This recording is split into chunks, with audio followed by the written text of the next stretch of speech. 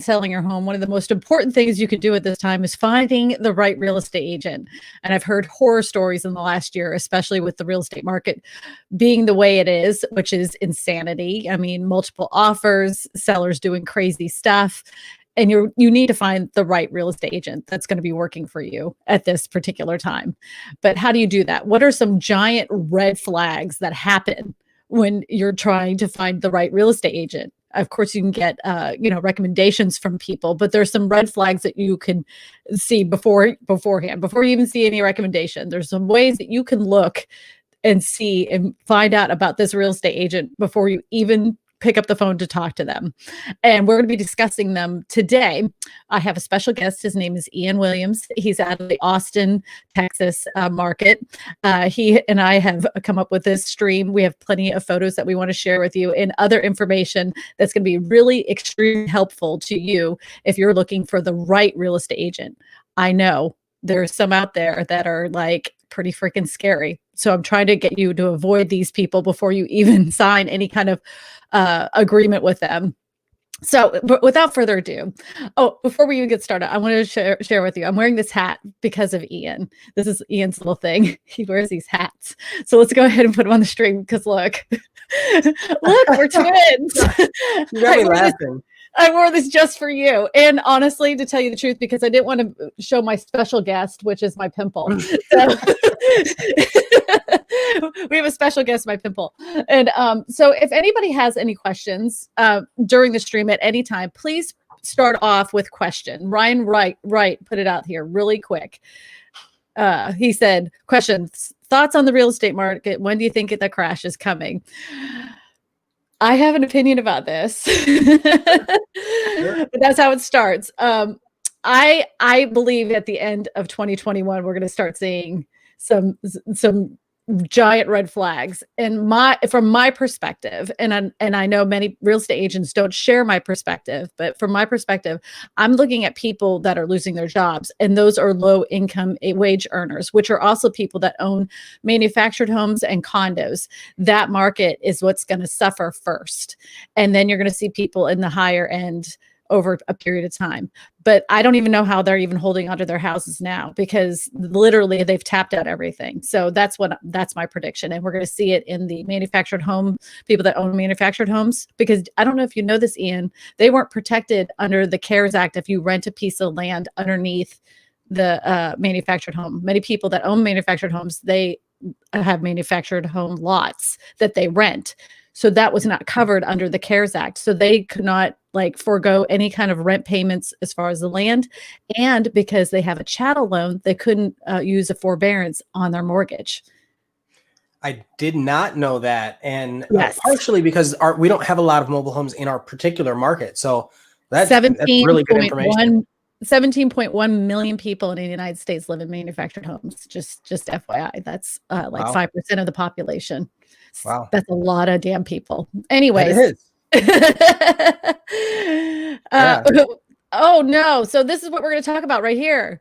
Hi, Kristina. I've had another bad experience recently with another one that I'm not sure if I should keep. Well, we're going to be talking about how to find the right real estate agent. And Ian, you tell me, how do you find the right real estate agent? I have some things that I think are giant red flags. What would be your first red flag on finding a real estate agent that you're going to go, nope? I mean, there's so many things. I mean, just when you meet anybody, right? Like you have what is it, 7 seconds to pass 11 judgments, right? So unless you're going to seriously research, it could be anything from looking at their business card and saying, hey, that's not this person, right? To some of the way they answer questions. That's another thing. Who uses business card? That's a really good point. After 2020, who's going to be handing out germ-infested business cards? Give me a break. Right. No. I still have people, and it's based on, I guess I'll say their style. Maybe I'll say it that way. Their style, based on their style, they'll ask me for business cards. Uh-huh. You know, I've had people ask me that, and I try to keep them on hand. But I just put up this image really quick. I saw that. Okay.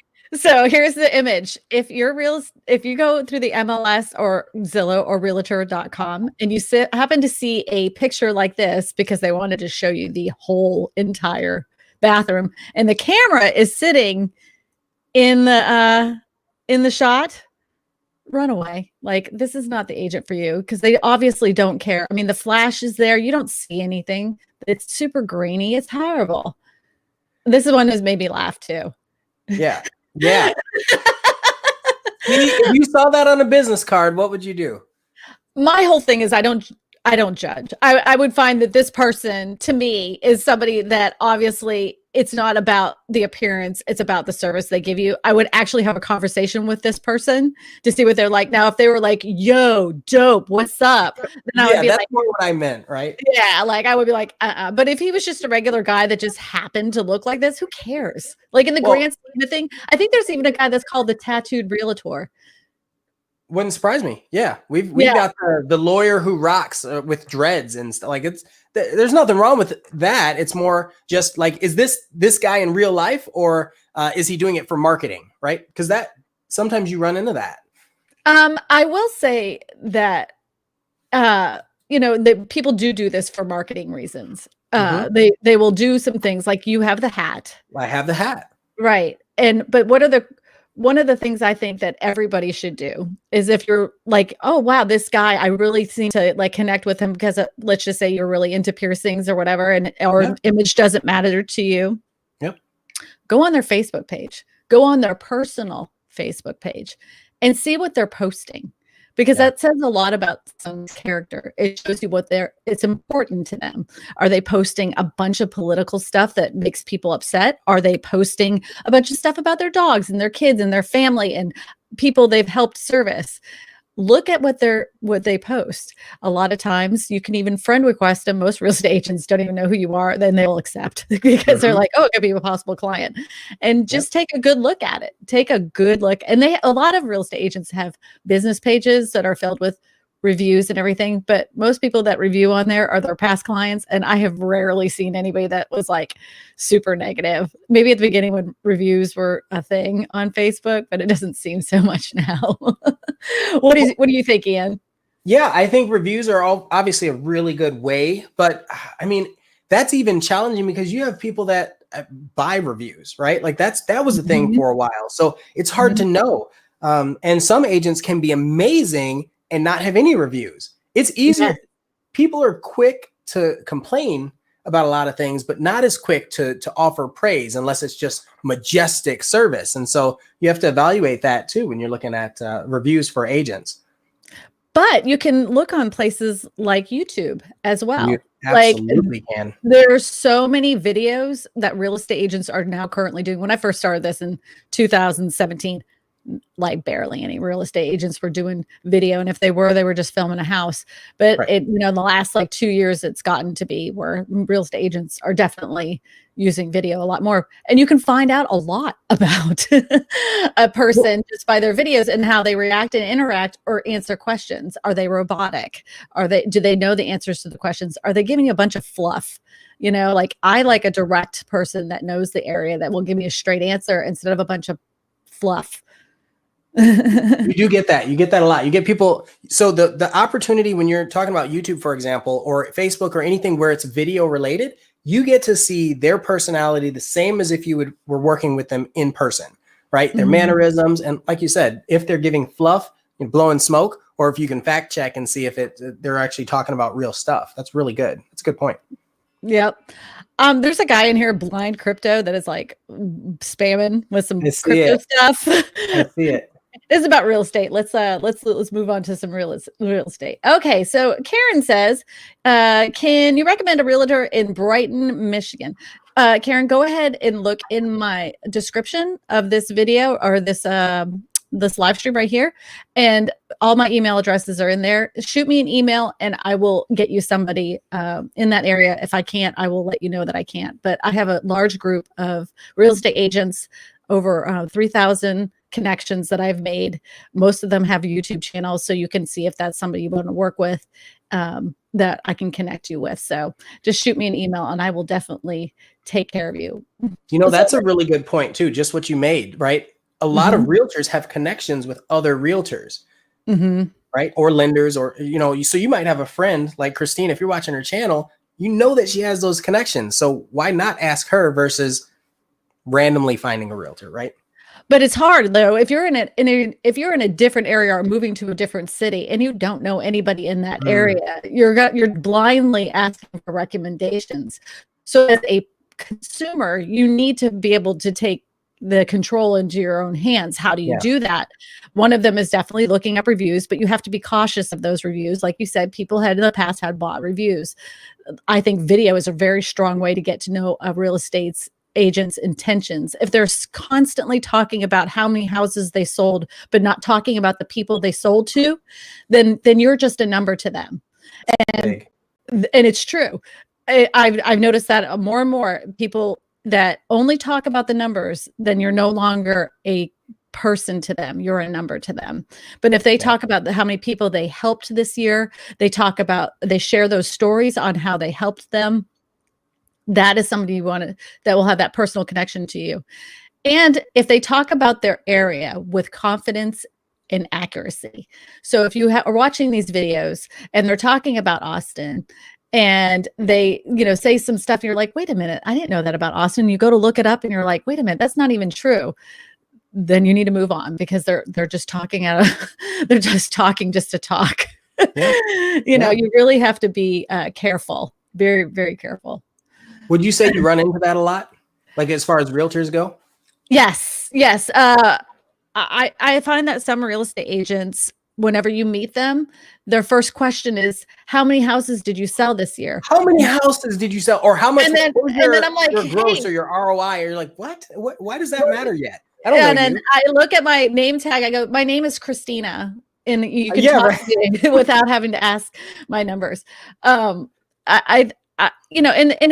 I will say that is an important question, but sometimes these overinflated numbers that real estate agents will give you is because they have a team of people underneath them. They will say, I sold 60 houses this year, buyers and sellers. And you're like, how is that humanly possible? Right. In some cases, very rare cases, it is possible for one person to do that. Granted, they probably lived, pooped, and breathed real estate for an entire year, and they're probably miserable. But most of the time, they have a team of people. It's one person that has, like 2 other buyers agents that work underneath them, but they sell under their name. So it looks like they sold those houses. They paid those people a commission. There's nothing wrong with that. I'm just saying, don't believe everything you see. Dig a little deeper when it comes to a real estate agent. Because they have a flashy car does not make them their problems. A lot of times those flashy cars, they're working their tail off just to pay it. I think that's a really good question. The question is, if they're doing that, if they're not telling you about this team and those numbers, you don't know that they're accurate, what else aren't they telling you? So it's like you said, it's a very good red flag just to question it. Jason Miller says, where's the best place to find a private investor? Jason, I want to ask you a question. A private investor for what? A private investor for condos, private investor for single family dwellings, private investor for apartment buildings.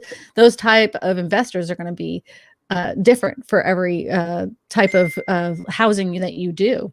So you just got to let me know what kind. But I always say find groups of, like, Facebook is full of groups of investors that are looking for properties to buy and sell. So, Yeah, Facebook has a lot. I mean, you might even be able to go on Craigslist. I know as taboo as that sounds, people are on there. They're on there looking. I'd be very cautious, very cautious. I would too. I agree.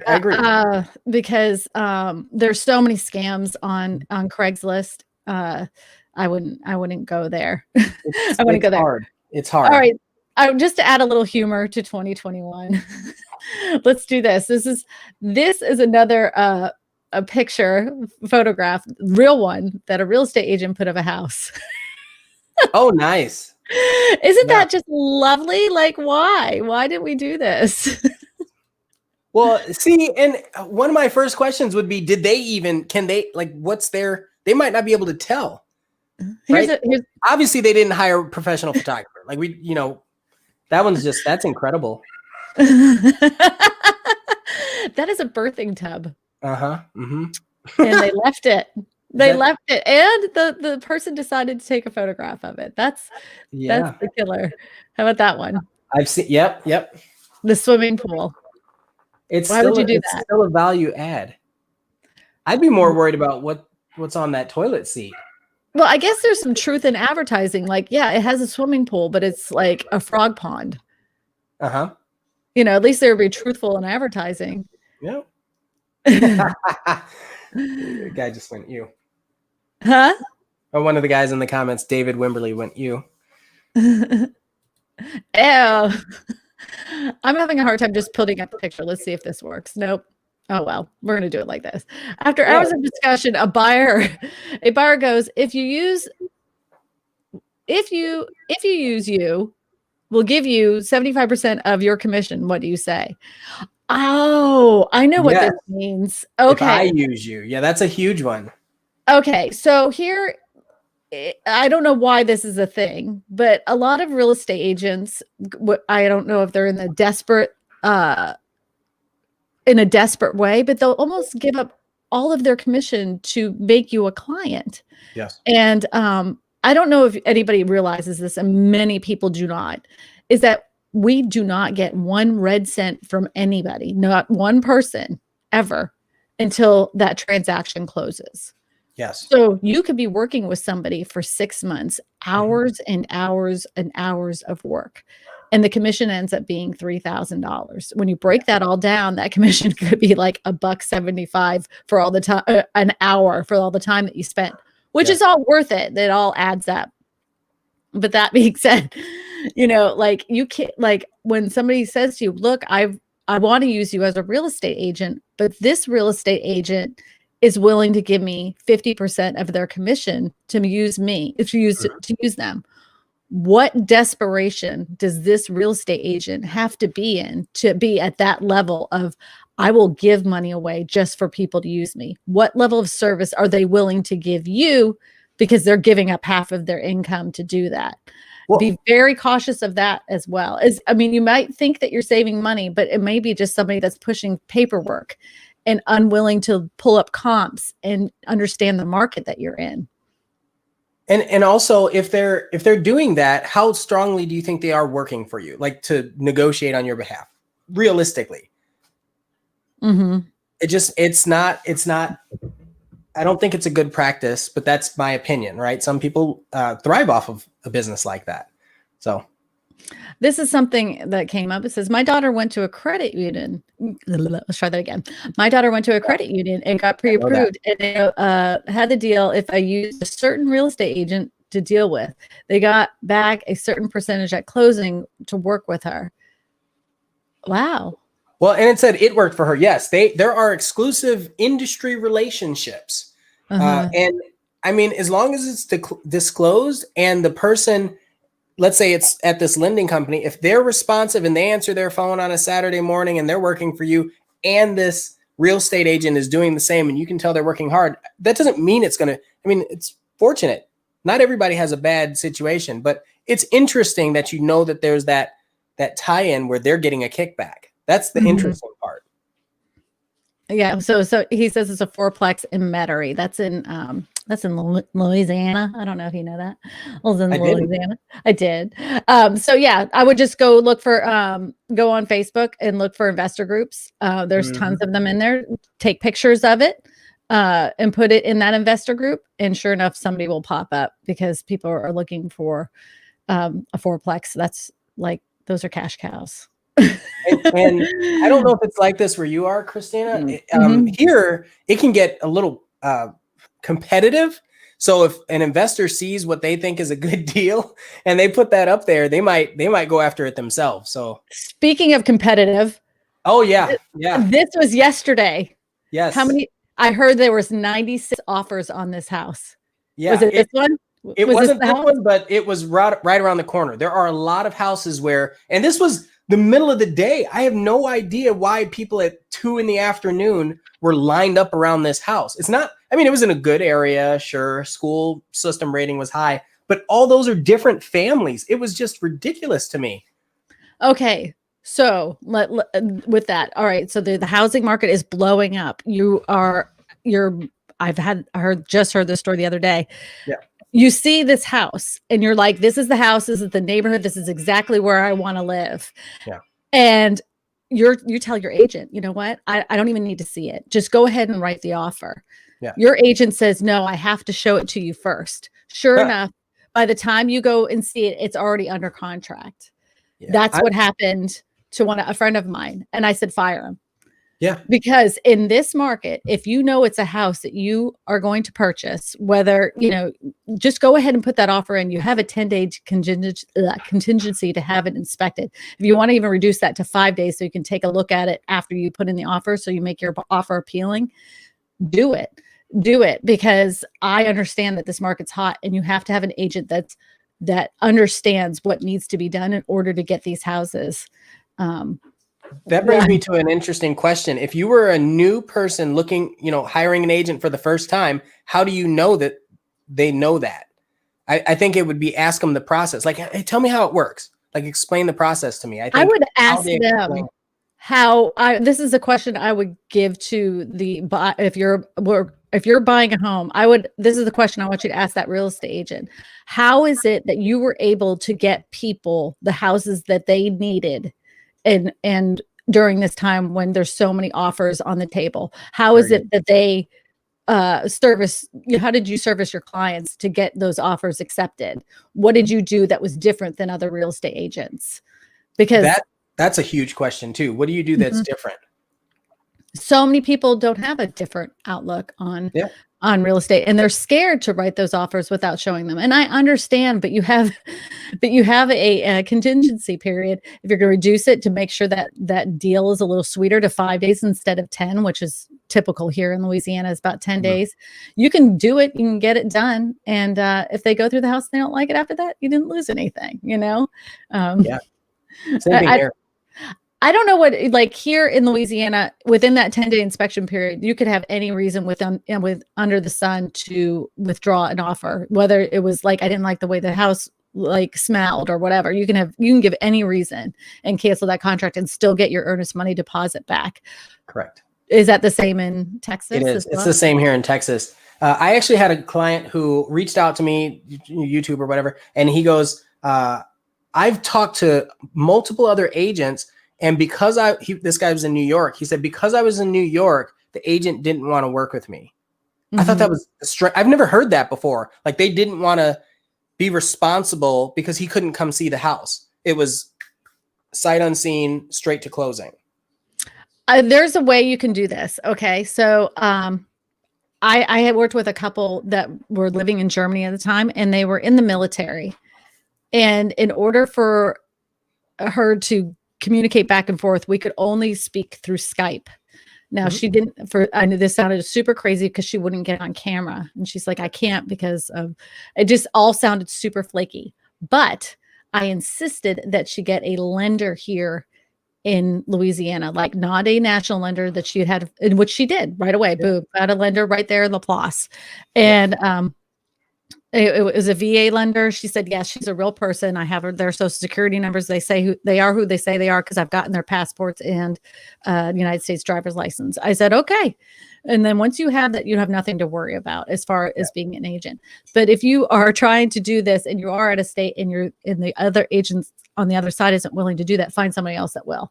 I mean, there's got to, in this market, the way it is, especially in Texas, in Austin, Texas, it's too crazy to not jump on a deal immediately, if you want to win in the deal. Well, that's the thing. If you want to win, if you're actually serious, some people just want to look, and that's fine. Nothing wrong with that.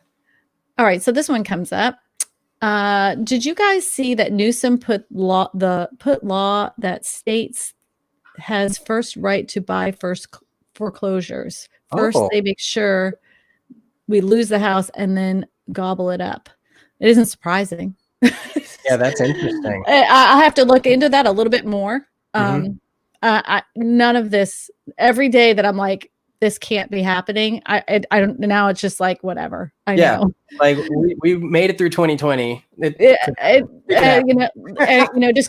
happen. That's a whole other thing. Just kick the people in the teeth as much as possible. It's like, is Newsom in Louisiana? I don't know who this is. Oh, okay. And like Is that a Governor person? Newsom. It's okay. Isn't that out of California? Isn't Newsom out of California? I don't want to assume. Yeah, me either. know. I'll look into that a little bit further. All right. So what if you're a seller? Now we've talked about buyer's agents. What if you're a seller? What do you do? Well, so you just mentioned something right there. The difference between buyer's agents versus seller's agents versus, what your specialty is. Because you just said buyers or sellers. Some people don't know, like a consumer might not know. Like they just think you're an agent. Mm-hmm. Do you specialize in anything? I think that's another good question to ask. And I think that something about investing as well is that if you are looking for commercial real estate, yes, you must have a commercial real estate agent, even though if they could say, well, I've done some commercial deals before. No. Because commercial real estate is 100% a different beast. The way that they understand how the flow through traffic comes through, the way they put their spreadsheets together, they're going to be able to tell you what kind of business is going to be working for that specific spot because of where it's at.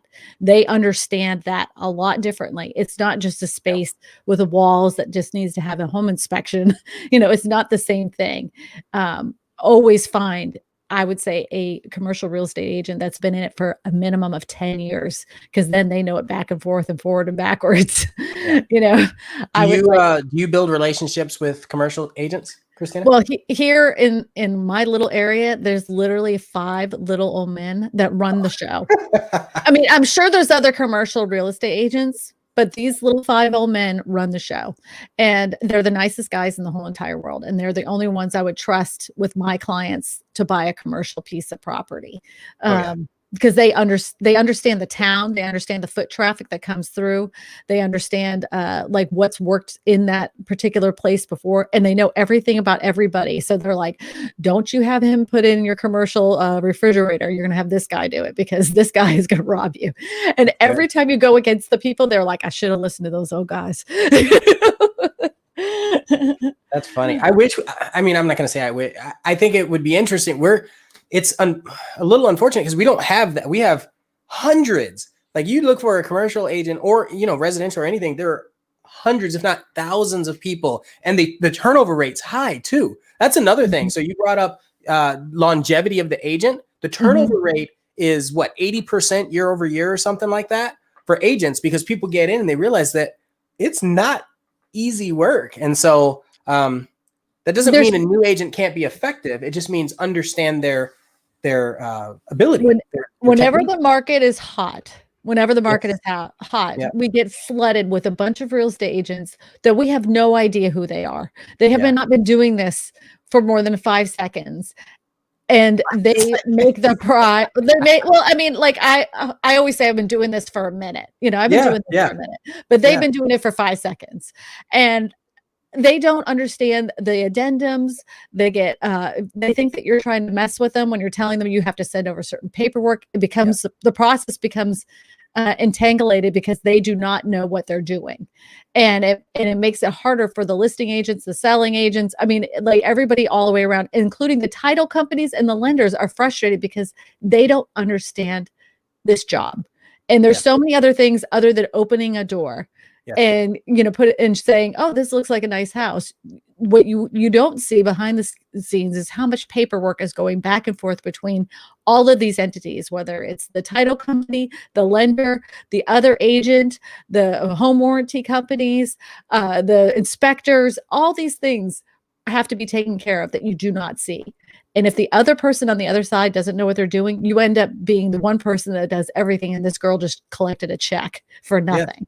Because she opened a door, So anyways. I would say that's the biggest. And so listen, I don't want to talk about any particular websites out there, but some websites exist to just capture your data and then they sell it to realtors. Some websites do that. And that's really important for you to know, because if you're clicking, some of them begin with a Z.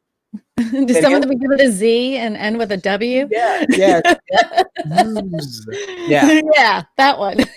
Yes, they do. I used to do that. I honestly used to buy leads when I first moved here. I didn't have a choice. I bought leads because I didn't know people in this area, but I also didn't know the area too well either. Well, and there's nothing wrong with not knowing the area. you have to get to know the area. You're not going to start off knowing everything about the area, but the willingness to learn, the willingness to investigate certain things for your clients, that's huge. Yeah. Well, Karen says, I saw a new construction condo said the interest rate was 4% with 20% down. I'm stuck with Yeah. the 4%. 4% for a condo? Is that real? Yeah. Is that everywhere? Do you know if that's everywhere? Did he freeze?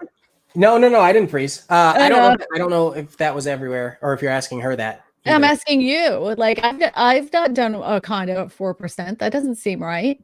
It's been a while since I've done a condo. I stick with mostly residential or listings and sales. Are you looking it up right now?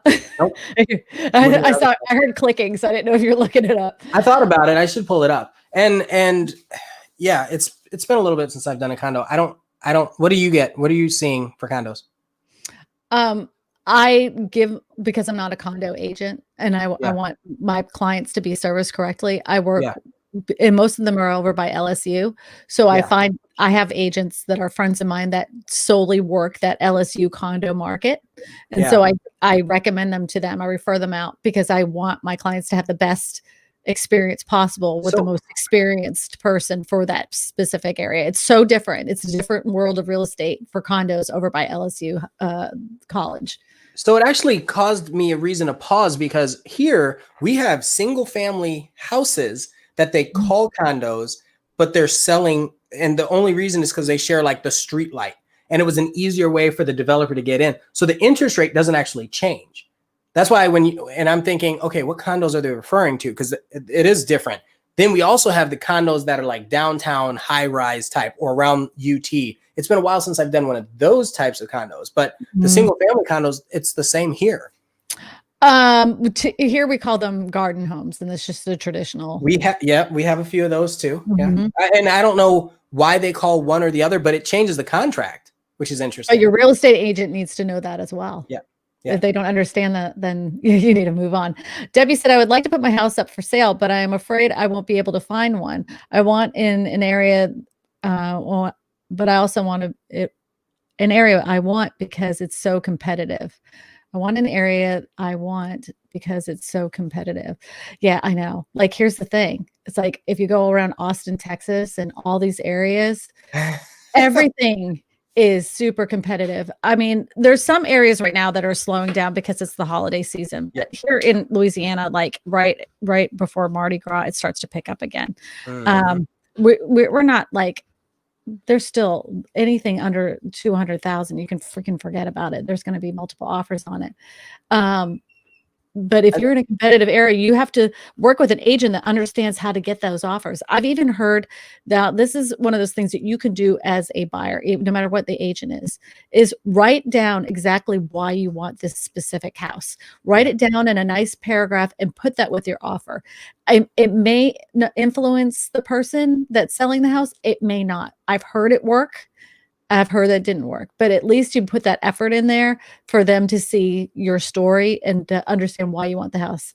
But it's always a nice surprise when you have that couple that is like a first-time home buyer. Yes, they didn't have most appealing offer in comparison to everybody else, but the sellers were like, hey, we were there too, and we're willing to work with you. So that's one thing you can do. Just start really organizing your thoughts of why you really want to have a house and put it in a letter so you can attach it to your offer.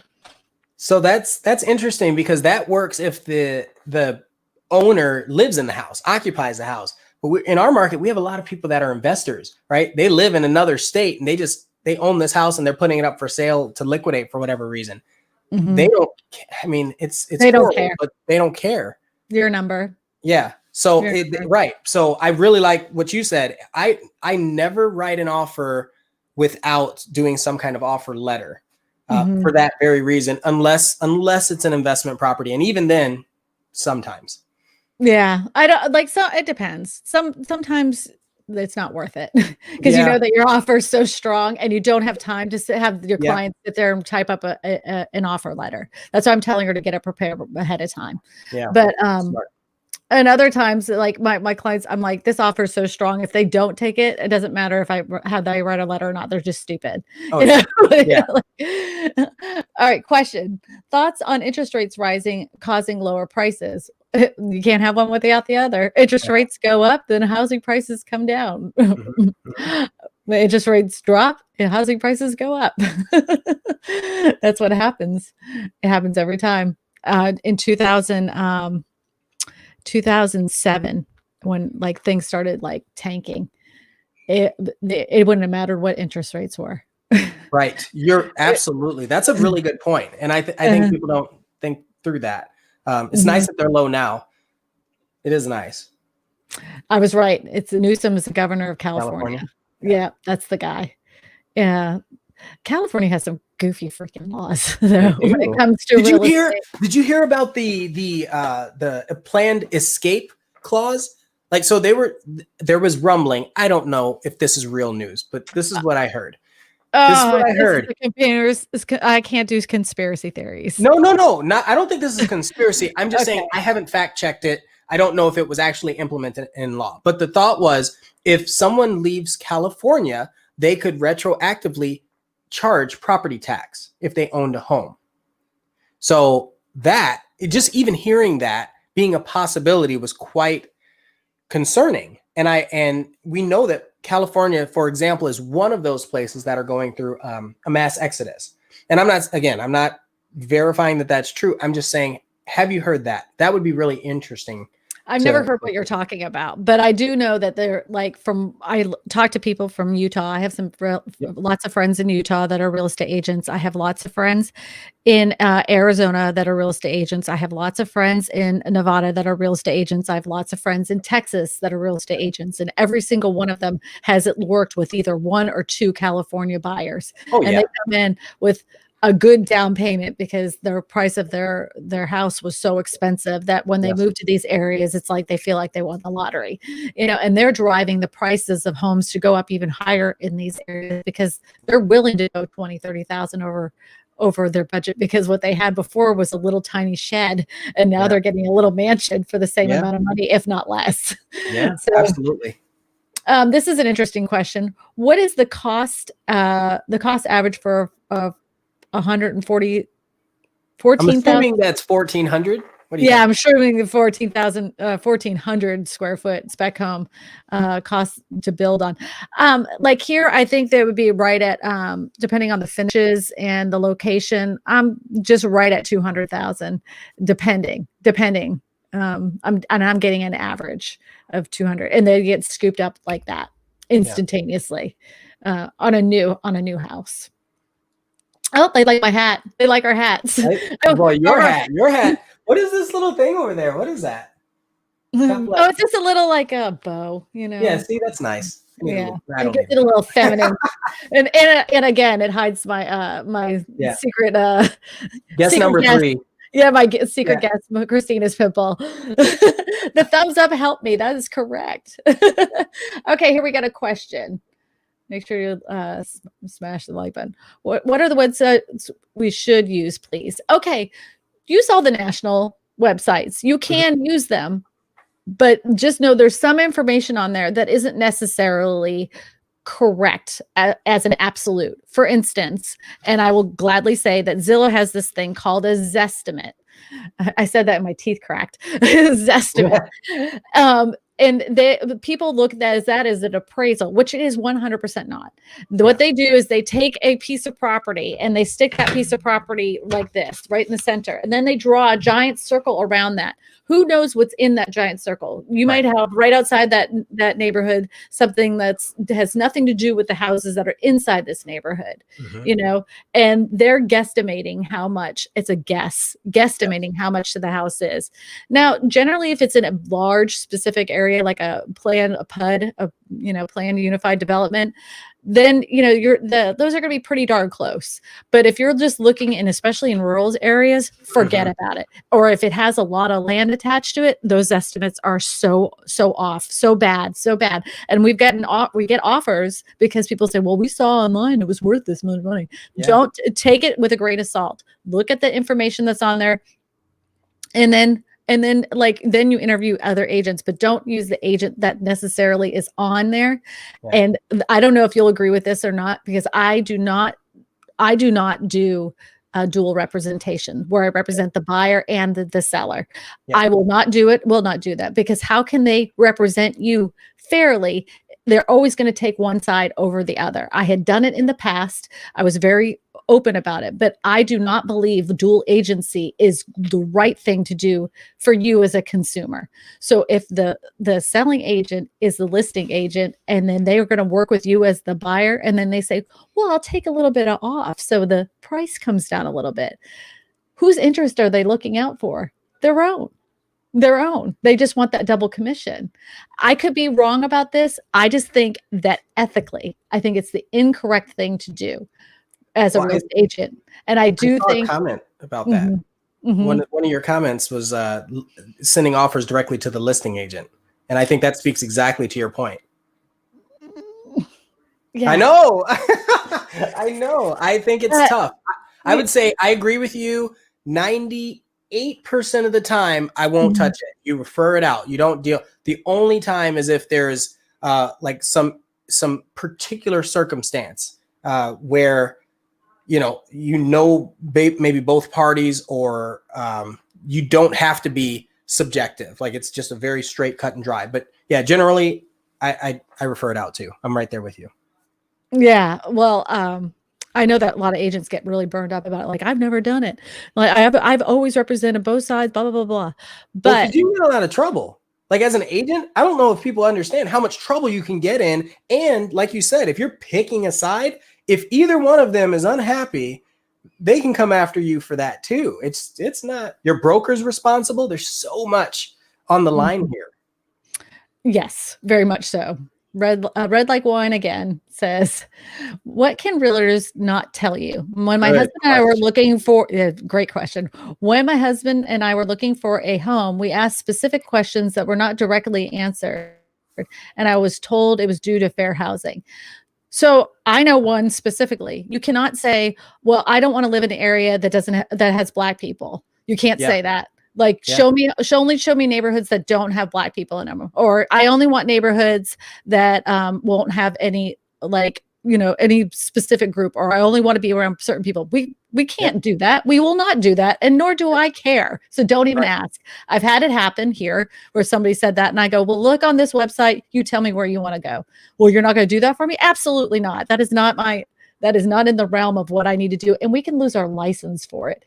Absolutely. It's part of the Fair Housing Act, and what a waste of time. It's kind of like where those things grow up. It goes beyond just like the ethnicity, color. Churches. Like you can't say if you want to live within a mosque, you have to look for that, right? Like, or if you want to stay away, you have to decide that. Crime is another one. You hear a lot of people asking about crime, and it's like, I can't touch that. Well, it's subjective too, because what you consider crime in a neighborhood could be totally different to their version of crime in a neighborhood. Like if they're from a little town outside of Missouri and they've had like one robbery in the last 10 years, and then they move to a neighborhood and they in that neighborhood in the last 10 years they've had 3 break-ins, that would make them nervous, right? Because that's to them, in their brains, it would be high crime. Right. But then if you've got somebody from Detroit, in the center of Detroit, Michigan, they're like, I'm great. This is fantastic. Low crime. It's subjective. It's subjective. So anytime somebody asks me about crime websites, anybody can do this. You can go on Google, just put in crime statistics and then type in the city, and you will pull up a plethora of information about the area. You can even find some that are like, you can even find the sex offenders in the area where you click on it and you see their picture. So, I mean, that's important. You can do that you got to take a lot of, I'm finding now, because real estate agents have become a lot lazier, is that you have to take a lot of your own action to get the right home for you and your family. So take that initiative. I know a lot of this process is extremely scary, but do your homework ahead of time, and you're going to save yourself a lot of aggravation. There's only so much a real estate agent can do and say to you. If there's certain things that are important to you and they say, I cannot release that information, then, just look it up yourself. So that way you're happy. Another one is good schools. You hear good schools or good neighborhood? They're graded too. Schools are graded. You can go on like a top rated schools and then type in the county that you live in. It's easy to do, 10 seconds. And then I always give people the website. I'm like, look, just go on greatschools.com. Yeah. It's national. It's Yeah. a national one.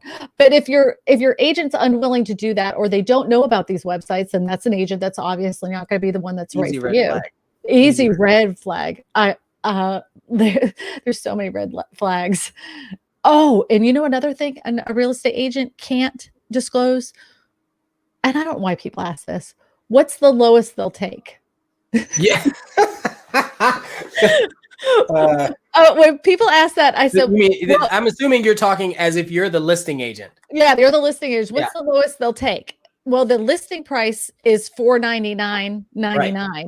So the lowest they'll take is $499.99. Just between you and me, how much is it? How low will they go? I'm like, the listing price is $499.99. Bring me an offer. Yeah. Why do they do that? I have my thoughts. I don't know. I mean, people like to get a deal, right? Like they like to know that they're getting a deal. So. Oh gosh, I can understand that question being ignored. We asked why the housing prices were dropped drastically, and we weren't told why. We had to look into it our own because we didn't. Oh, so that brings me to another interesting point. So in our communities, we have a lot of low income housing that's showing up, right? Mm-hmm. So that's one thing. And if someone buys a house in a PUD, like one of those neighborhoods that are a new neighborhood, but then right next to it, they're going to build, let's say, any apartment complex or a low income housing or something, like we can't divulge especially if we don't know what that is. Plus it may not go through, but at the same time, you should definitely look into what that could be. If there's open land behind the place that you're buying, that is important to investigate. Yeah, but right. Well, as a real estate agent, there was a neighborhood that was going in, and they were concerned what was going on behind it. Mm-hmm. So I actually had to dig through because I was curious. Yeah, and it could be a capital project, but what if it falls through? Right. All you can do is tell them, hey, this is what's planned by the city on the city website. Right. It ended up being an apartment complex, which looked to me, and then it did go through. It looks so weird because there's these little tiny single family, like 1,400 square foot homes, and right next to it like shades this little neighborhood, these giant apartment complexes right there. So that's important. I'm assuming that Pamela's saying this is still acceptable practice in Mississippi everywhere. I guess the dual agency. Oh, sure. Yeah, and I wouldn't do it. I mean, if I was a buyer, and I understand what your thought process is that they have the inside scoop on what the sellers will and will not take. But what if their interest is to the sellers? Mm-hmm. What if they unknowingly have an interest to make those sellers more money than get you a better deal? Sellers could be friends of theirs or something. You wouldn't know. You don't know. So I would just be extremely cautious of doing something like that. It's just, to me, it doesn't seem fair to you as a consumer to do it in dual agency. I just wouldn't do it. Yeah, most brokers, if you explain it, what I've seen in my experience is most brokers or brokerages, they'll shy away from it, at least in my market. Yes. Yeah. Well, and I understand what people's thought process is on doing it. I really do. But if they're willing to take a discounted commission to do the deal, why? Why are they willing to discount their work just so you'll sign with them? That's a red flag. So there's a comment from Ben that I'd love to be able to take. Okay, go ahead. Where is it? Tell me what it starts at. Yeah, that one right there. Mm-hmm. So it's not that we're not allowed to disclose. It's that we don't know for sure if it will go through. So I will gladly say, hey, these are all the plans that I see that are happening. And I love that. I love doing that. I love saying, you know what? I think this is going to go in here. I know this new development, they're getting ready to get a shopping mall. I love talking about that. But if it falls through, you can't blame me. That's really what I'm saying. You got to be very careful. If the realtor says, oh, I know for sure your house is going to appreciate, 300% because there's going to be this crazy mall going in. That's not truthful. Mhm. I don't know that. I Right. can tell you what I think is happening because of what the city planned and what people are planning. Is that like puffing? No, I will say Yeah. there's a term that in real estate that's called puffing. So they overinflate the idea of a house, or an idea of an investment property. Got it. Because they say this has the potential to do all this and this and this, and we've had all these other people come through. I mean, we've had hundreds of people calling about this property. You better get in on it right now. Well, that's a bold-faced lie. Yeah. You have to, that's why you don't work with the listing agent on Right. a commercial property as well, because their main interest is to get that sold and sold for the seller as much as possible and quickly. So, I mean, I know I'm going to get a lot of flack for it because it is something that's still allowed in our industry. I just don't think it should be. Here's another thing that I want to show to everybody. So if you are buying a brand new house, one of the things that you're going to be doing when you buy a brand new house is picking out your, cabinetry, your tiles, your everything. And some things are going to be said during these exchanges that you need to have the representation of your real estate agent, because what the job of those people that are showing you this stuff is to get you to upgrade to a higher level. They want to add money to your to your house. So yeah, like you like the cabinets, but the oak cabinets were more, oak cabinets cost more. And they're going to encourage you to buy that. They do not represent you. Your real estate agent represents you. And so whenever you pick out some of these finishes, all of a sudden your price per square foot can go up quite a bit because you picked up high-end everything. So you have to be very cautious. Understand what the neighborhood is selling for. If you're going to build a brand new house, see how much other houses have closed for. Is to make sure that you're not over upgrading your house for the neighborhood, because you can get lost in there. I mean, it goes all the way down to the type of little knobs you put on a cabinet, and your real estate agent should be able to you want them to go with you to pick out those finishes, so they can say, don't buy the 6 millimeter granite. You only need the 3 because you're overpaying for the neighborhood. You're over improving the house for the neighborhood. When you go to sell this, you're not going to get your money back. You want those people there. Not only that, you're going to need an addendum, because if you negotiated a price and now that price has changed, you want your real estate agent to be there, so that way you can have an addendum drawn up with a new price per square foot. Am I right?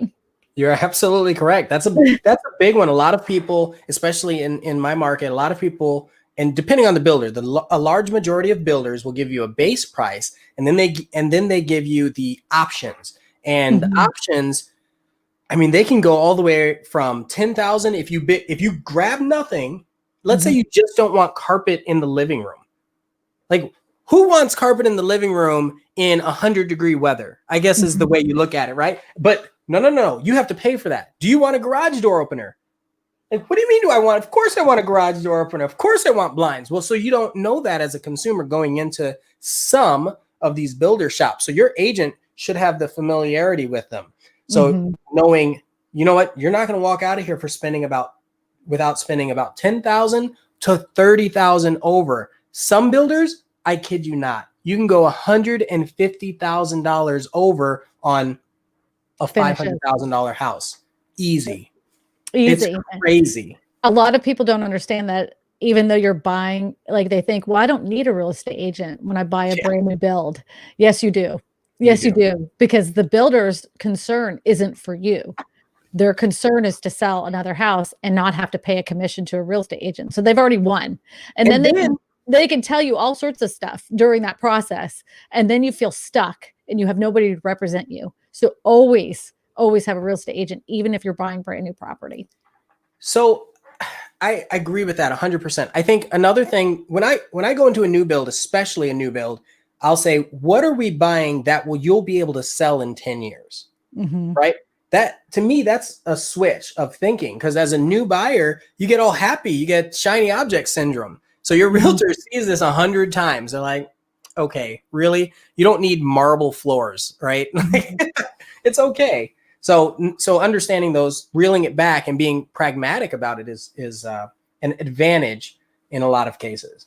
Not to squash your dreams. It's not about that. It's about if you're the most expensive house in the neighborhood, it's going to be hard to sell it later. If you're the least expensive house in the neighborhood, something might be a little off too. So, well, sometimes at least I always buy the least expensive house in the neighborhood because that means it's trash. It could be great. It could be great for you. That's all I do is flip it. But here's one. Jason says, and this is a good question because you can ask this of any real estate agent. It says, what is your real estate commission rate in your area? Yeah, so I don't know if people know this, but commission rates are not stamped in the ground. They're always negotiated 100%. No matter where you live in the United States, there is no set commission rate.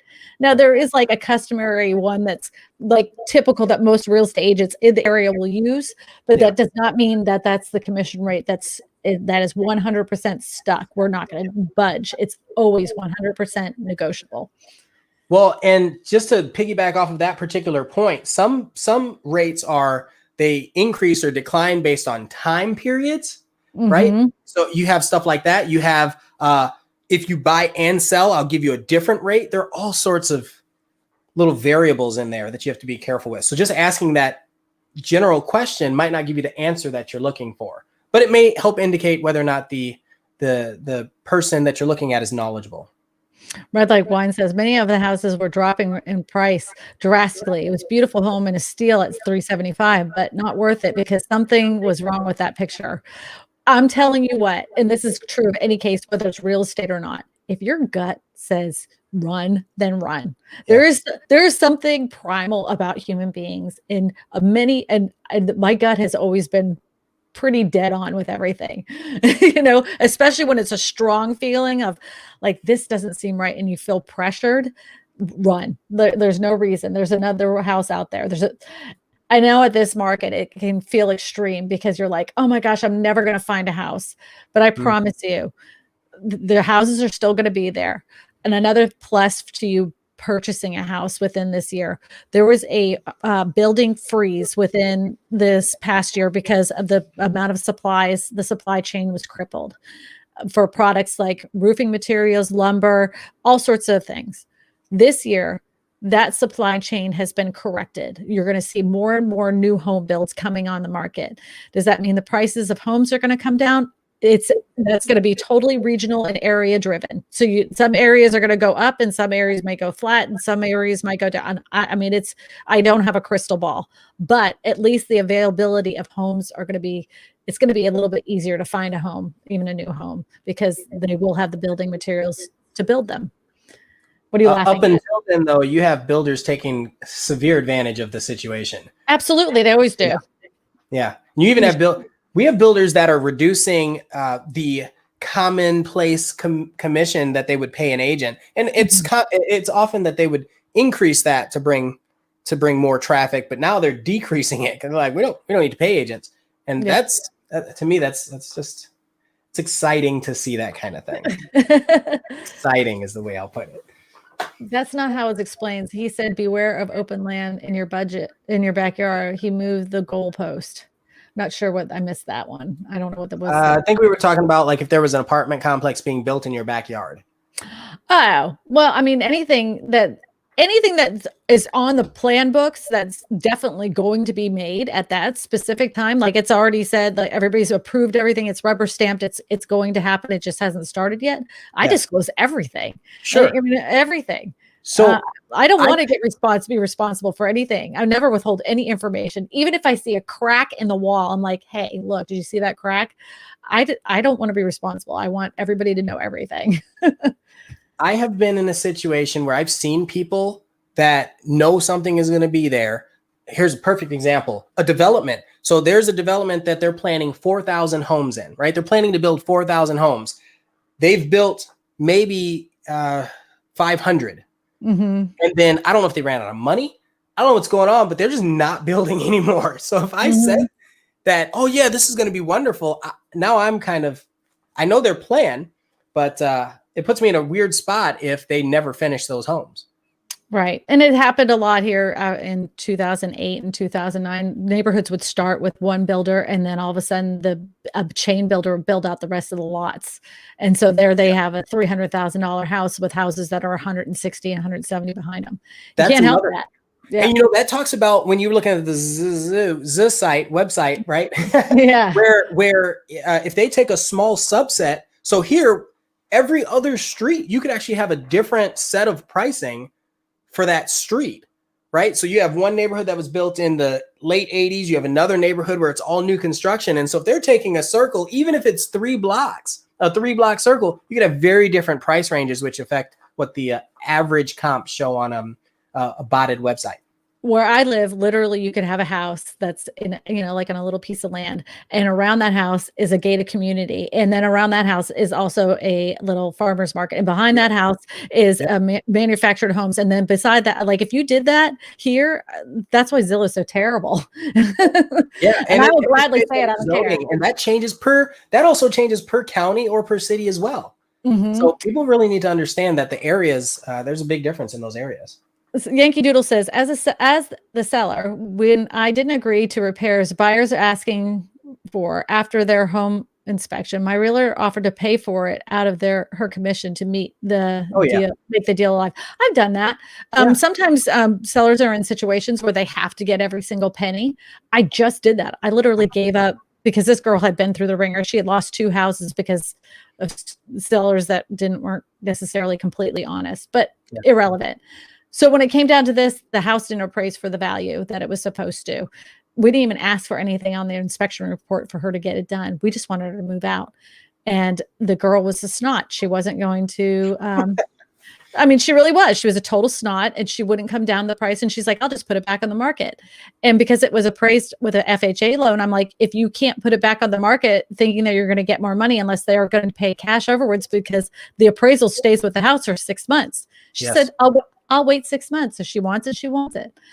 Oh my God. So like this girl had literally squeezed it. She was already way above her price point. And I was like, I can't do this to her again because she has a lease. So I gave up a good, 50% of my commission to make it work, but whatever, the thing is, she was a client of mine. I was willing to do that because I didn't want her to lose another house. There's a difference in giving up commission because you want them to be your client. There's another that you're trying to do the right thing so they can find a house to live in. Malcolm, realtor extraordinaire, says, I look very warm today. All right. So Debbie says, if you get a mortgage, make sure that the home you buy is one you're willing to pay for a long term, not short. Isn't that the truth? Can I get an amen? That's a really good point. And while it may not be 30 years, statistically, it may not be 30 years. Most people are going to be in there 5, 6, 7 years at least. It depends on your, the changes in your life. If you grow or shrink a family and all sorts of things. All right. This one's for me. What are your thoughts on buying land out in the middle of nowhere and putting up a modular manufactured home? My whole thing is this. You buy what you can afford. If you can afford better, that will resell better, then that's what you get. So if you want to live in the middle of nowhere and what you can afford is a manufactured home, or what you can afford is a tiny home that's connected to the land, then that's what you buy. Is it going to resell for a ton of money? Absolutely not. But if you have the money for a modular home or a traditional stick-built home, they're going to increase in value quicker and for more money than they would for a manufactured home. I'm not saying that you wouldn't make money on a manufactured home if you sold it down the road. You can talk to many people in my comment section. They do increase the value, but you would have gained more value if you had put a modular or traditional built home on there. Many people get the modular homes mixed up, but a lot of times modular homes are built to better building codes and standards than a traditional built home. Thought I'd throw that out there. Did you know that, Ian? Oh, no. But I mean, come on, I watch your channel too. So I hear you say that and I'm like, wow. And then the mobile versus modular, all that sort of, I'm like, oh. It's very interesting. You're very informative. Everything that you share. Well, Ian, you're very informative. And the last thing I want to leave everybody with before we go is I'm going to tell you that if you are looking for a real estate agent and you don't know who they are, ask to see if they have any videos on YouTube. Best ways to find out anything about them and their personality is how they talk to people to the camera. Are they talking about them like they're in the third person, they don't know them, and they're just saying the customer, and they don't have that warm and fuzzy feeling? Or are they talking to you and giving you the information that you need to know in a clear, concise way so that you can feel trusted with them? So that is a perfect way to find that out. Now, if you do, or if you are looking for a real estate agent to work with you in your area, whether you're buying or selling a home, you can always contact me. All of my contact information is in this video. Shoot me an email. I send out referrals to clients. I have a large group of real estate agents that I know personally, that I have set up on Facebook, that I know. And so trust me, I can find you a real estate agent. Just contact me. I'll work it out with you. Ian, I want to say thank you so much. If anybody wants to find Ian Williams, you can go on his YouTube channel. What's it called? Ian of Boston. Try to Ian in Boston. Yeah. And you can, if you're looking, you just look for the guy with the hat. He has the, he has the emoji on there. Everybody, thank you so much for spending your Sunday with me. I appreciate you. And here's looking to a fantastic 2021. Say goodbye, Ian. Thank you.